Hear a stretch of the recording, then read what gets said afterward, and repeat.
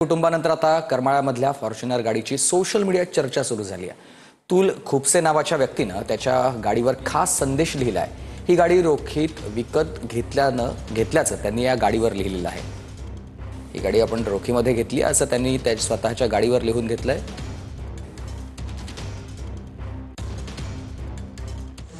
वैष्णवी हगवण्याचं जे मृत्यू प्रकरण होतं त्यानंतरच फॉर्च्युनर गाडी ही चर्चेत आली होती। अशाच पद्धतीनं करमाळा तालुक्यातील एका शेतकरी व जे कार्यकर्ते आहेत त्यांनी देखील आपण पाहू शकतो की त्यांच्या फॉर्च्युनरवरती अगदी एक वेगळा मजकूर जो आहे तो मजकूर त्यांनी या ठिकाणी लिहिला आहे। तशी तर मी मोठ्या घरची राणी मात्र बदनाम केलं मला हगवणे यांनी।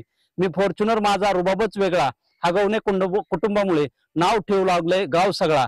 अतुल भाऊंनी मला रोखीत विकत घेतलंय पण हगवण्यामुळे फॉर्च्युनर जातीला लोकांनी दूध उधुतलंय असा जो मजकूर आहे तो या फॉर्च्युनर कारवरती लिहिलेला पाहायला मिळतोय। ज्या वेळेस पासून हे हगवण्याचं प्रकरण झालेलं आहे त्यावेळेस पासून आम्हाला प्रत्येक वेळेस गाडीतून खाली उतरलं की विचारलं जातं की अतुल भाऊ ही गाडी तुमची का सासऱ्याने दिली का सासऱ्याकडून बळजबरीने घेतली, की आपली पोरगी श्रीमंताला देण्यापेक्षा आपली पोरगी गरीबाला, शेतकऱ्याच्या पोराला आणि संस्कारी माणसाला द्यावी, तरच इथून पुढच्या काळात अशी प्रकरणं घडणार नाही।